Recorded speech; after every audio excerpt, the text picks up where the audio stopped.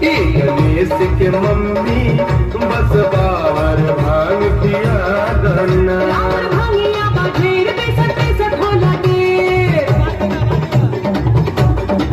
ओ राउर भांगिया बाजेर बेसत बेसत होला देर राउर भांगिया बाजेर बेसत बेसत होला देर राउर भांगिया बाजेर बेसत बेसत होला देर दुख होला मारे दुख वसहाई ना ए गणेश के पापा बोला ना ए गणेश के पापा हमसे ही भांग पिसाई ना ए गणेश के पापा हमसे ही भांग पिसाई ना गणेश के मम्मी